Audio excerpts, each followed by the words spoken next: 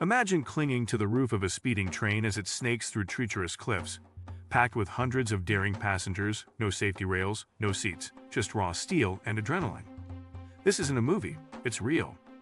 Welcome to the world's most dangerous train ride, where survival is part of the journey and every second tests your courage. Would you dare to take the ride? Let's find out what really happens when you board this heart-pounding adventure. Today we will talk about riding the world's most dangerous train. Would you dare? So before we start, make sure to hit the like button and subscribe to my channel. The infamous route, the Iron Serpent of Death. The train in question is not located in a first-world country with high-speed systems and advanced monitoring. Instead, it slithers through some of the most underdeveloped and rugged terrains on the planet. One of the most frequently cited examples is the Mauritania iron ore train. Stretching more than 2 kilometers in length, this freight train cuts across the harsh Sahara Desert of West Africa. Originally designed to transport iron ore from the mining town of Zouarate to the coastal port of Nouadhibou, it now carries hundreds of locals and daring tourists willing to take on the heat, wind, and dust for an unforgettable ride.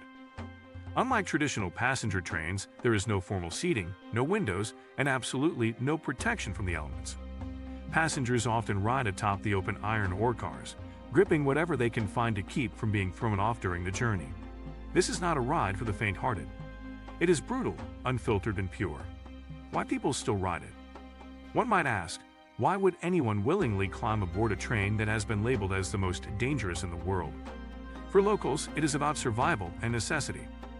There are few other affordable transport options across the desert, and this train remains a lifeline. For them, it is a matter of economy and practicality. For adventurers, however, the ride is about something entirely different. It is about testing personal limits. It is about experiencing a world that is unpolished and untouched by tourism. In a world dominated by curated travel experiences and luxury comforts, this train is raw and real. It is a chance to feel something ancient, something primal, and something incredibly human. What makes it dangerous? The dangers of this journey are many. First and foremost is the lack of safety infrastructure. There are no safety rails, no harnesses, and no trained staff to monitor conditions. Riders must climb up the high-sided ore cars using whatever footholds they can find, sometimes in pitch darkness. One slip could mean a fatal fall onto unforgiving metal or desert terrain. Then there is the environment itself. The Sahara is known for its extreme temperatures, with daytime heat soaring above 110 degrees Fahrenheit and nighttime temperatures plunging dramatically. The wind carries sharp particles of sand that sting the eyes and skin, and with no shelter on the train, riders are fully exposed. Some wear goggles and scarves, while others wrap their entire faces with fabric to avoid breathing in the relentless dust. Fatigue is another serious concern. The journey can last up to 20 hours, depending on weather and cargo. There are no restrooms, no food vendors, and no medical help available on board. Dehydration, sunstroke, and exhaustion are common among first-time riders.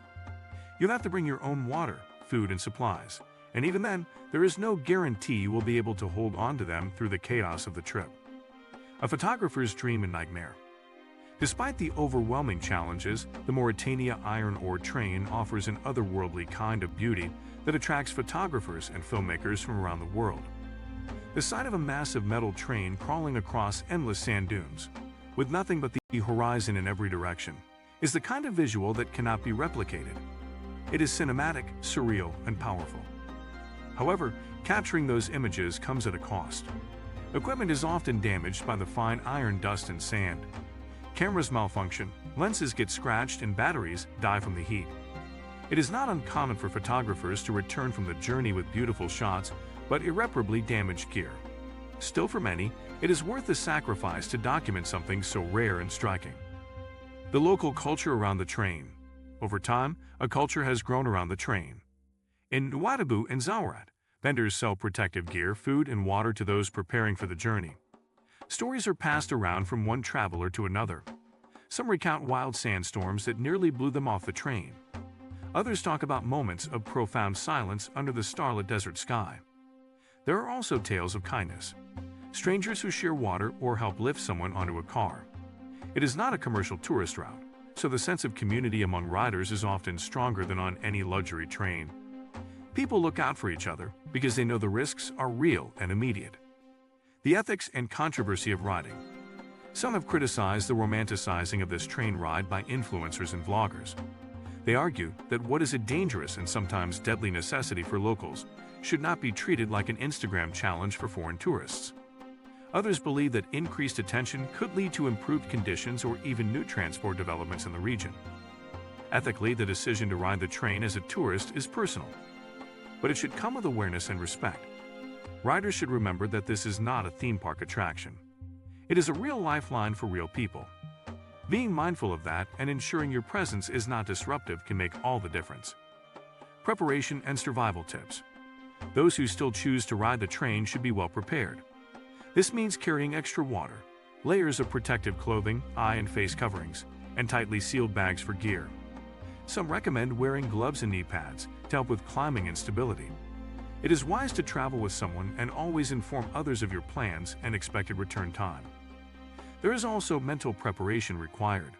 This ride is long, noisy, dusty, and physically demanding. You need to be able to stay alert, endure discomfort, and maintain your composure under stressful conditions. Panic can be dangerous, especially when there is nowhere to go but forward. A ride unlike any other. Once the train starts moving, you are in for the ride of your life. The clanking of metal, the howling wind, and a surreal landscape all combine into an experience that is both terrifying and beautiful. There are moments of clarity that come only when you are pushed beyond your comfort zone. Moments when you realize just how small you are in the vastness of the desert. Moments when survival itself feels like an achievement. The views are hauntingly beautiful. Rust red ore dust contrasts with golden sands. The sun rises and sets in colors you never thought real. And in the silence of night, as the train groans forward under the stars, the world feels both impossibly large and deeply intimate. The aftermath. What you take with you. Most people do not come off this train unchanged. Physically, you might be covered in ore dust, dehydrated, and exhausted. But mentally and emotionally, you carry something that few others can understand. It is a mix of triumph, awe, and a deeper appreciation for the people who face that journey regularly. It teaches patience, resilience, and humility. You learn to value simple things like shade, water, and stillness.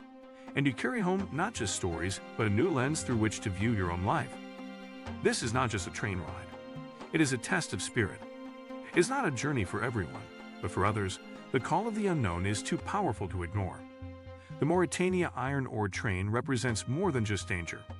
It is a symbol of human will, of journeys made not just across land, but within the self. If you like this video and would like to see more like it, please give it the thumbs up. Leave a comment and click the button to subscribe.